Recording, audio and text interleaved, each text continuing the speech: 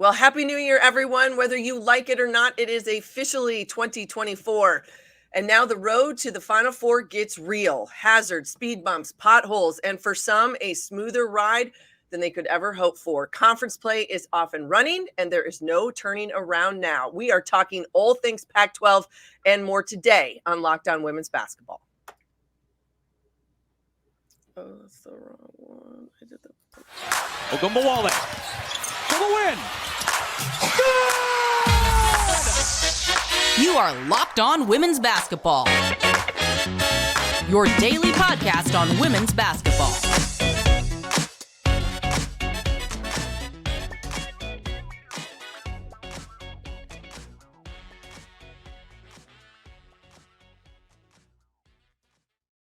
Cheers, friends. It is Monday, January 1st, 2024. And whether you saw the ball drop in your time zone or you were tucked in sleeping peacefully very early in the evening, I can verify.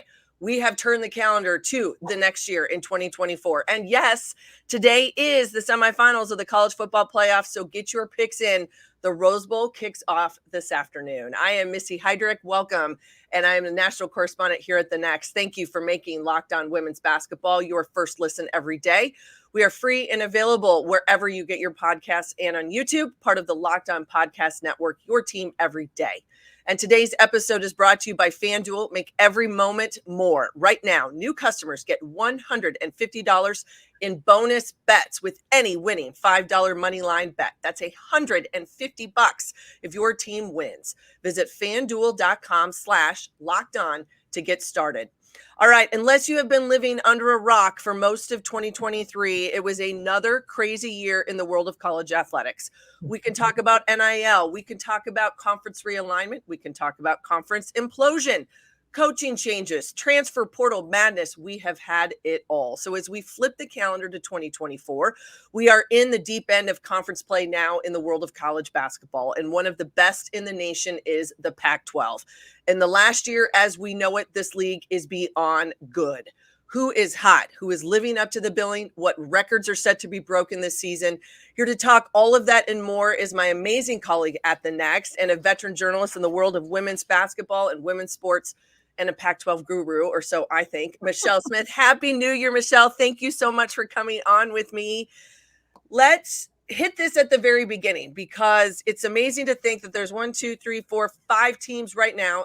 And in full disclosure to everyone, it is 10:45 Central Time, 8:45 on the West Coast where Michelle is.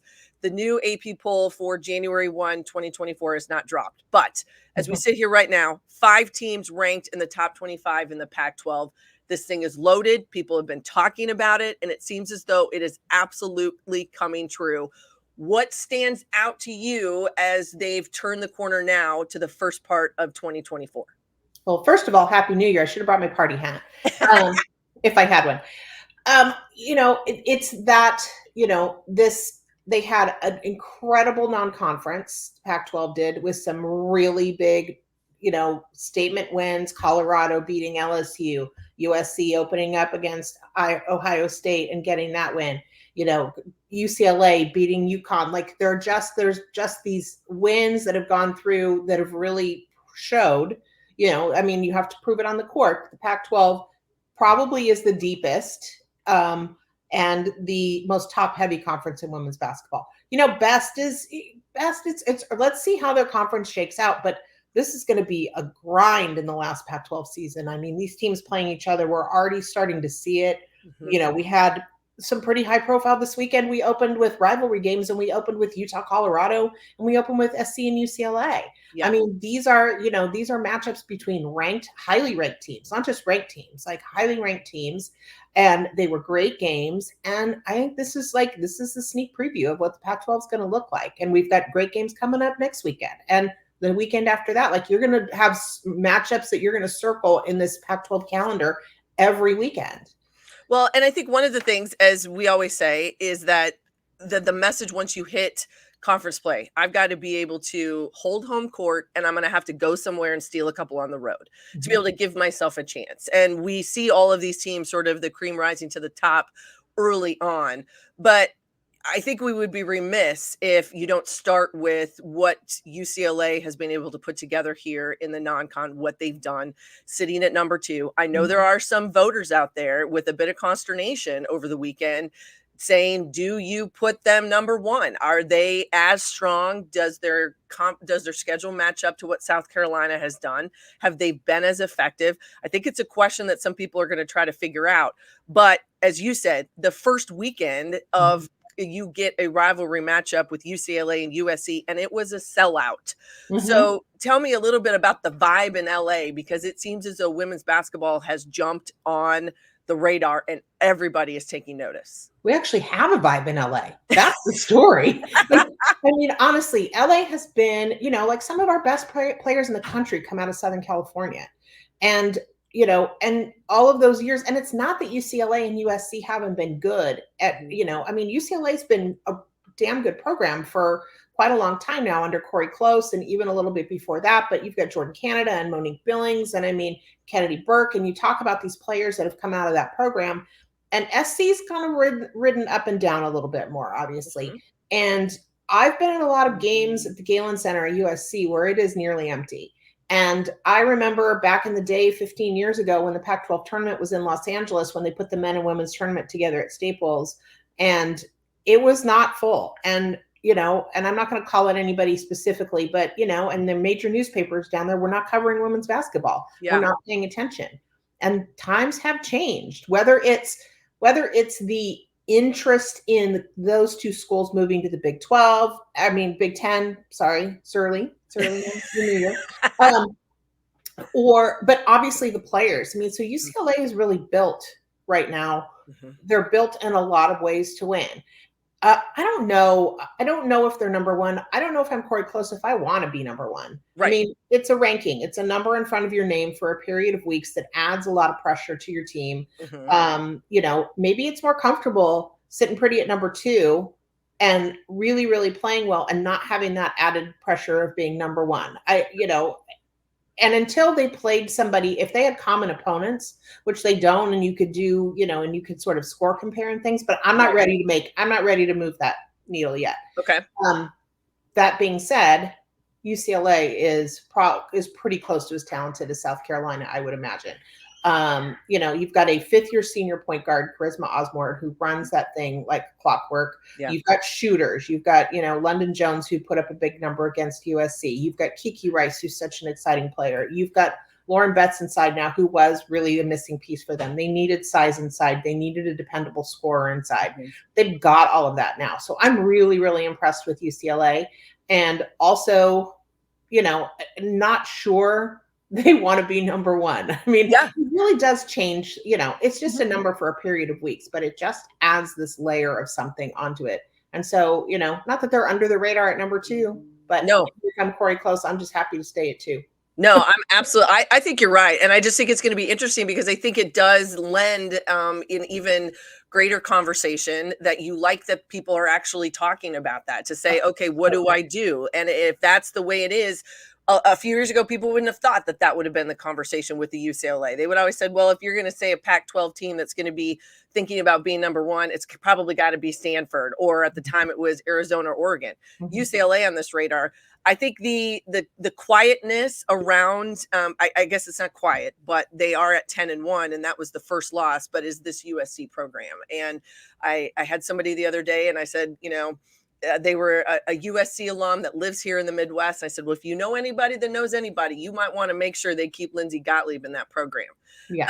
Because to me, it seems as though that has been the difference maker for USC, her ability to recruit, her ability to sell her message, and to be able to get these young women to come there and buy in.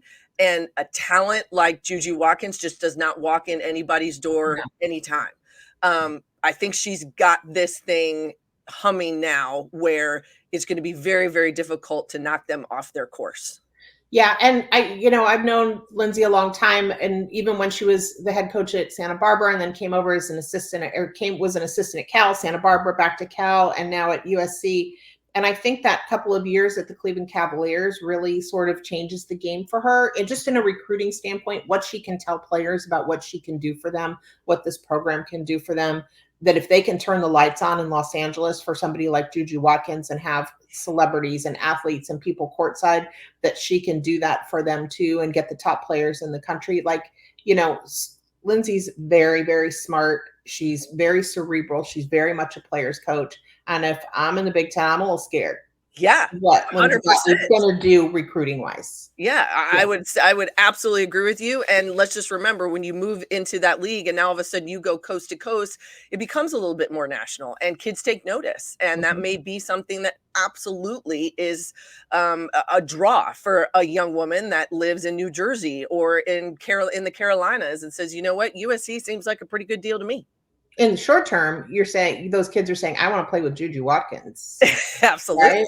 In the short term, that's what they're saying. And in the longer term, I could be the next Juju Watkins, right? So I think it's really, really interesting, and they're going to be super dangerous. Yeah, no, I totally agree. Okay, when we come back, there are more teams and players that are taking not only women's basketball by storm, but they're rising to the top of the Pac-12, and we are going to talk about them in just a moment.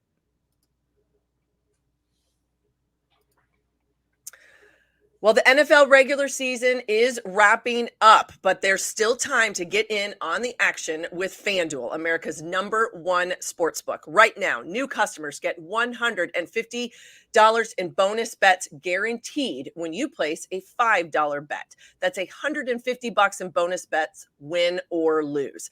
The app is so easy to use, and there are so many different ways to bet, like live game parlays. Find bets in the new Explore tab. Make a parlay into the Parlay Hub, the best way to find popular parlays, and more. I live in Kansas City. Obviously, the Chiefs pulled one off. Michelle is on the West Coast, 49er universe out there, and Brock Purdy. There are options all over the place, so get to FanDuel. Visit FanDuel.com/lockedon and make your first bet a layup. FanDuel, the official partner of the NFL. Hi, everyone. I am Missy Heidrick, and thank you for making Locked On Women's Basketball your first listen every day. Locked On has launched the first ever national 24/7 streaming channel on YouTube. Locked On Sports Today is here, and for your 24/7 covering the top sports stories of the day with the local experts on Locked On, plus our national shows covering every league. So go to Locked On Sports Today on YouTube and subscribe to the first ever national 24/7 streaming channel. I am here with Michelle Smith, and Michelle, we're talking about all things Pac-12 women's basketball.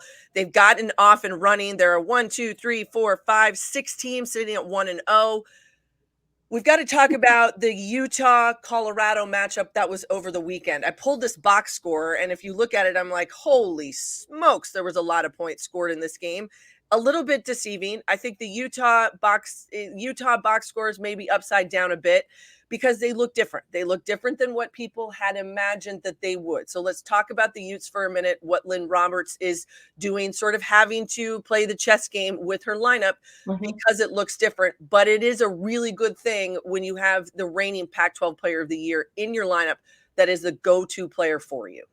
Yeah, so Utah lost Gianna Napkins 5-6 games ago to a season-ending knee injury. Their best shooter, perimeter player, experience.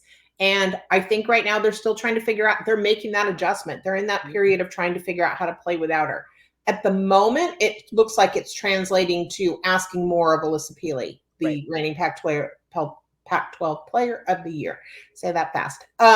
But there are players like Kennedy McQueen. There are players like Jenna Johnson who she needs more from. Right. And, those are the players that are, Gianna Napkins was scoring almost 18 points a game. Yeah. And this is a really high-powered offense, but you can't just take out 18 points a game and expect that it's going to come from other places. Those people have to step up. And right now, Alyssa Peely's carrying, sort of trying to make up for that slack. And so I think, as they get deeper into the Pac-12, and they played a really good defensive team against Colorado. Yes. Really, really good defensive team. Not everybody's going to be that good defensively, but there are also going to be some teams that can score with them. UCLA, Stanford, there's going to be some teams that can put up some points. Yeah. And so I think that, Alyssa Peely can't carry it. And so I think Johnson and McQueen in particular have to do more. The Buffaloes, they landed quickly, as you said earlier, on the national stage with that win over LSU in Las Vegas, the first weekend of regular season play back in November. It seems like ages ago. But since then, this has just been a continuation of what they've done. 11-1 so far, as you said. J.R. Payne has built this program on defense. They've kind of incrementally climbed some of those mountains around Boulder to put themselves in the national conversation, sitting in the top 10. They'll be there again, I'm sure, when the new poll comes out later today. But this is one of the most experienced, one of the most balanced teams, I think, across the country.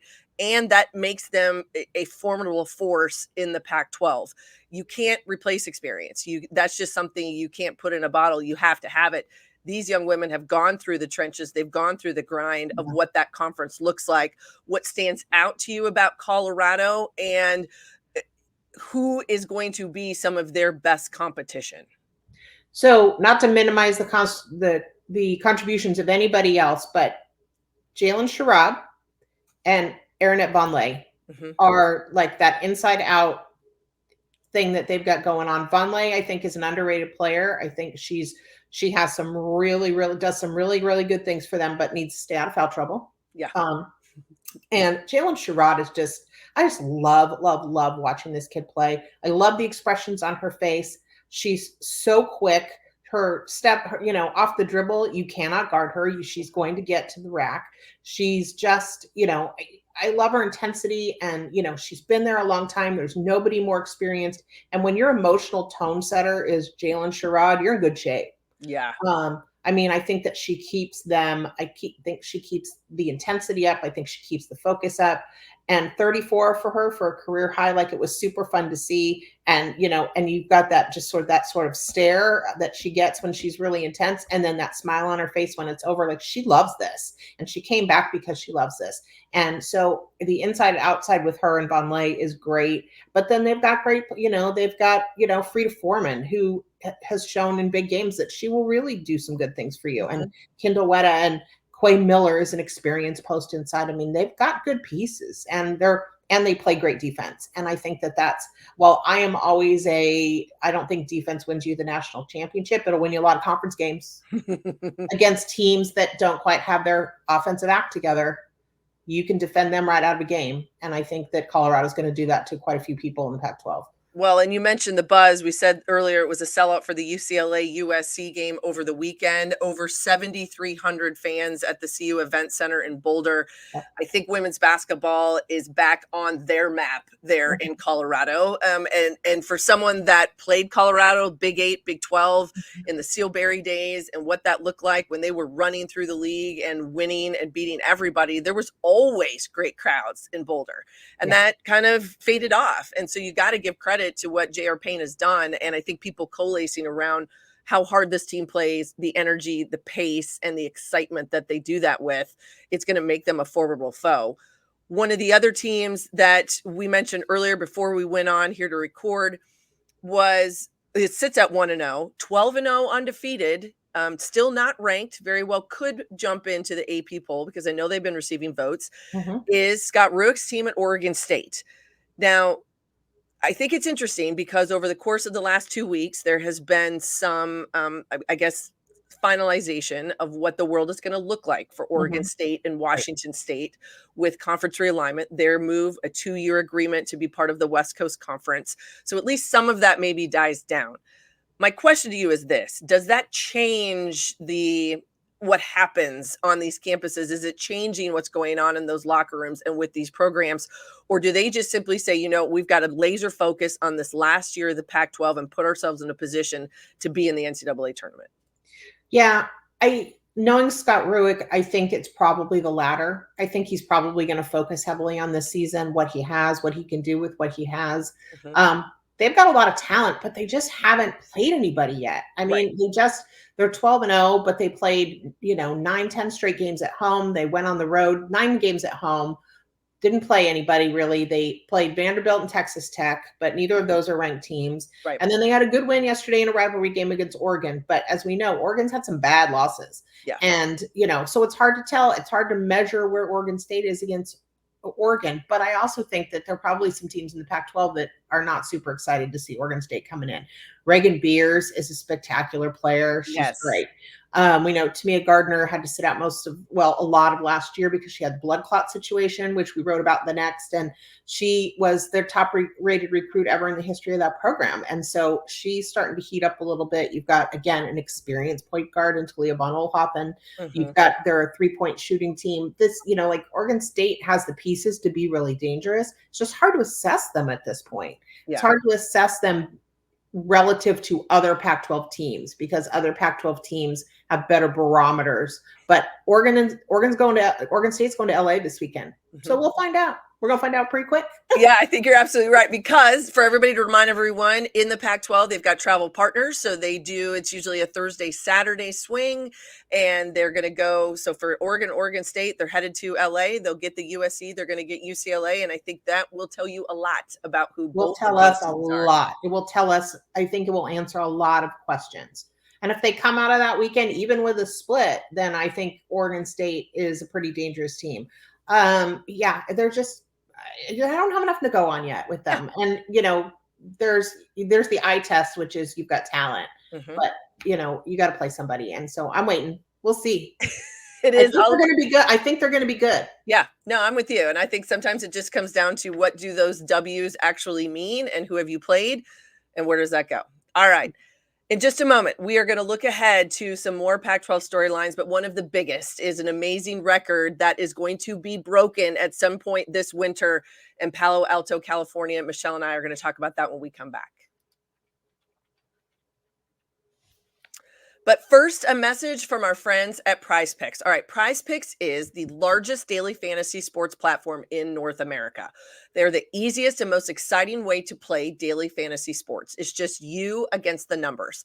Instead of battling thousands of other players, including pros and sharks, you pick more than or less than on 2 to 6 player stat projections and watch the winnings roll in. With the basketball season here, you can now pick combo projections across football and basketball from the Specials League, a league created specifically for combo projections that include 2 or more players from different sports or leagues. For example, you can go with LeBron James from the Lakers and Travis Kelce from the Chiefs at a 10.5 combo of 3-pointers made and receptions. Quick withdrawals, easy gameplay, and an enormous selection of players and stat types are what makes Prize Picks the #1 daily fantasy sports app. So go to prizepicks.com/LockedOnNBA and use the code LockedOnNBA for a first deposit match up to $100. That's prizepicks.com/LockedOnNBA and use the code LockedOnNBA for a first deposit match up to $100. We want you to know that daily fantasy sports are made easy at Prize Picks. Hi, everybody. Missy Heidrick, and thank you so much for joining us here on Locked On Women's Basketball. I'm with Michelle Smith, as I always like to say, the guru of everything known to Pac-12 and the West Coast in the world of women's sports and women's basketball. Michelle, I think it would be remiss if we don't talk about the Stanford Cardinal squad, still ranked in the top 10, number 9 after this week. They're 12-1 overall. They are 1-0 in the Pac-12. And this is an interesting team. I think there was a lot of questions about Stanford coming in. They looked very different than they did a year ago. But when you return someone like Cameron Brink, it's really hard to argue with the fact that they can be incredibly good and very dominant when necessary.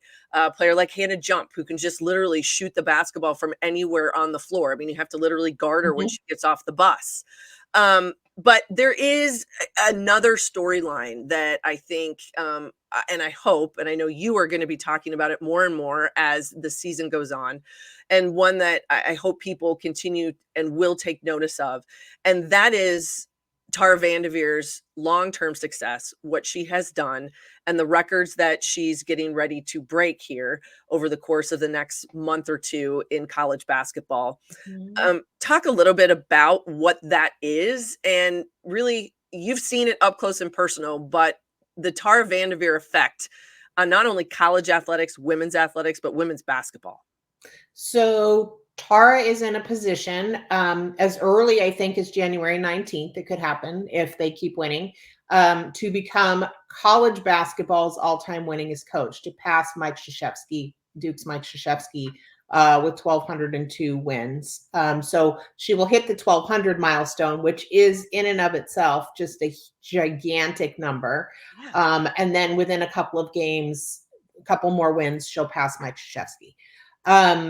And I should note, she broke Pat Summitt's record, and obviously Pat passed in her career. And she had to retire because of her illness, and that stopped at that point. And Krzyzewski's chosen to retire, and at 70, Tara is still going. And Gino's right on her heels. He's about, I want to say, I don't know the exact number at this point because Connecticut's lost a couple of games, frankly, but I think he's probably 8 or 9 games behind her, just behind her. And so, but Tara is a singular figure in women's basketball. In many ways, she was, the West Coast was not, USC was having its success and obviously created the careers of Cheryl Miller and Cynthia Cooper and the McGee twins and that. But she elevated West Coast women's basketball, obviously, with her arrival at Stanford way back in 1986. 3 national championships, all those Final Fours. I should have all these numbers off the top of my head, but, but we know what Tara's done. But what Tara has also done beyond the wins and the records and the Final Fours and things is she has been an unrelenting supporter of women in this game. Yeah. She is, you can ask any number of coaches who will tell you a story about whether they had a really good day or a really bad day. And one of their first phone calls was from Tara, who even at the, even on the bus on the way back from her own game is calling to check. I mean, Lynn Roberts told me that one of the first calls she got about Gianna Neepkins was from Tara, telling her how sorry she was to hear it. The number of coaches who call her for mentorship and advice and say, hey, I've got a sticky situation here. What would you do? What would Tara do? Yeah. She's not bombastic, obviously. She's still got that very Midwestern countenance about her, just in terms of, but the players that she has brought through that program, if you look at the executive ranks in the NBA, for example, is littered with Stanford women's basketball program graduates. Yeah. You've got such diverse careers. I mean, Susan Borchard, who is the trainer extraordinaire for women's basketball, who, Sue Bird, Diana Taurasi, Kelsey Plum, all these players, she played at Stanford. Jayne Appel, who is high up in the WNBA Players Association, who played at Stanford.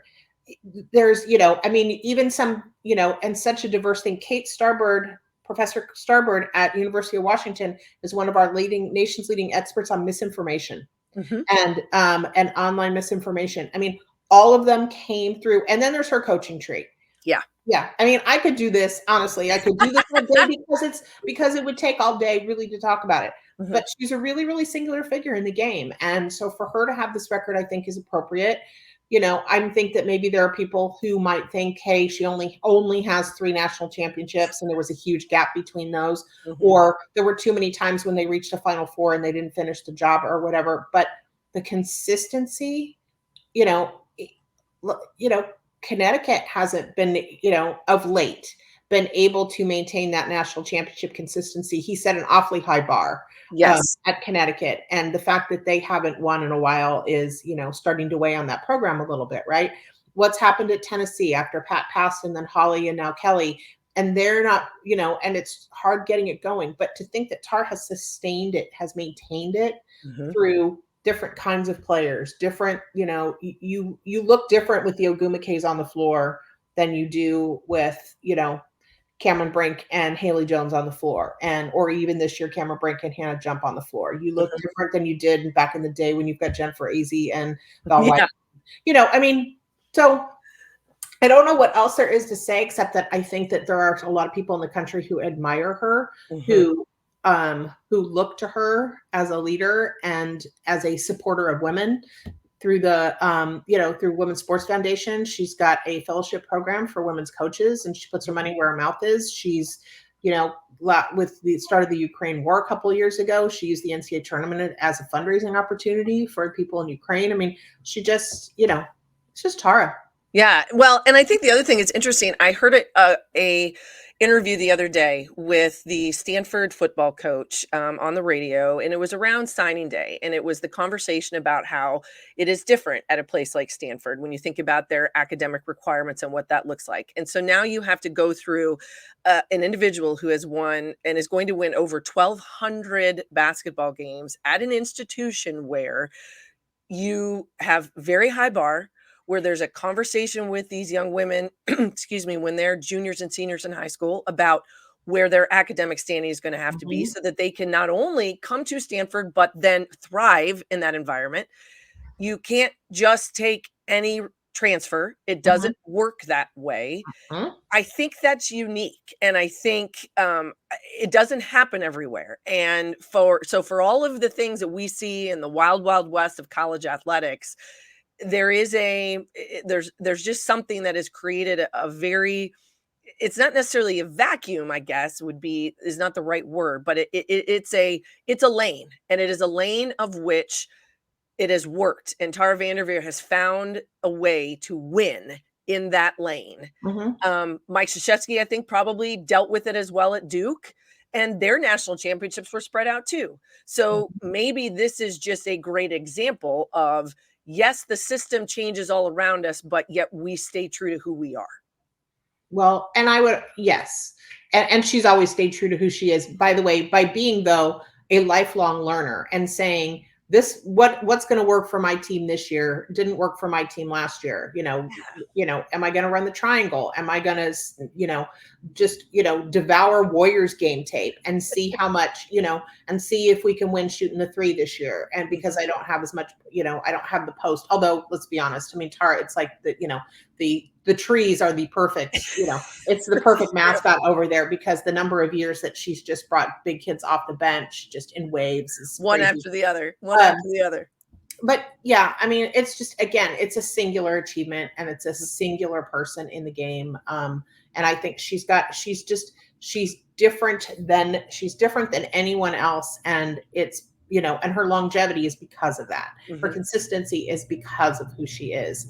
And she's not for everybody. And, and we've had a couple of players, and in this new era that we're in, we're going to see, we may see more of that. They may have, their transfer rules are really, really different. If you're a grad transfer, you have to decide the previous November. So I've been watching, there's a couple of kids that have declared already that they're going to enter the transfer portal in fall. And, one of those things that makes me wonder is are those kids headed toward Palo Alto? Because you have to decide in November in Palo Alto if you want to transfer. Right. And, to be able to come to Stanford to be a grad transfer. She can't just take anyone. Nope. I mean, the number of times I've heard her say that she goes to some of these big AAU tournaments and things and looks at kids and then leans over to her assistant coaches, and the coaches go, can't get her in. Right.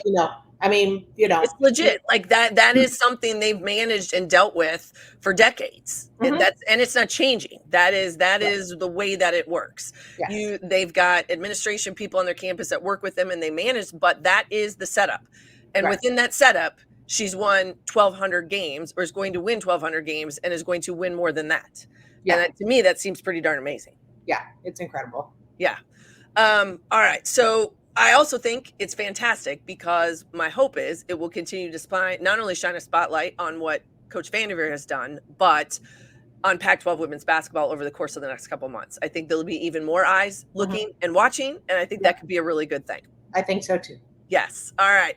Michelle Smith, where does everybody find you as we start the brand new year? You're going to find me on the Next, and you'll find me on X, I guess that's what we call it. You're going to find me on Twitter at MaxSmith413, and I'm going to be out and about at Pac-12 games, and we're going to see some good stuff. Absolutely. Wait. All right. Well, we have got it covered, everybody. And thank you so much, Michelle. Happy New Year to you and yours. It has been awesome to talk to you today. You can find me at Missy Heidrick on X, formerly known as Twitter, whatever we want to call it. And then make sure you go and find all of my amazing college, which includes Michelle. You can follow this podcast at Locked On WBB and then get to www.thenexthoops.com. We have you covered every single day. Thank you for making Locked On Women's Basketball your first listen today. Locked On has launched the first ever national sports 24/7 streaming channel on YouTube. Locked On Sports Today is here for you 24/7, covering the top sports stories of the day with the local experts of Locked On, plus our national shows covering every league. So go to Locked On Sports Today on YouTube and subscribe to the first ever national sports 24/7 streaming channel. Happy New Year, everyone. Cheers to you and yours as we get ready for an amazing 2024.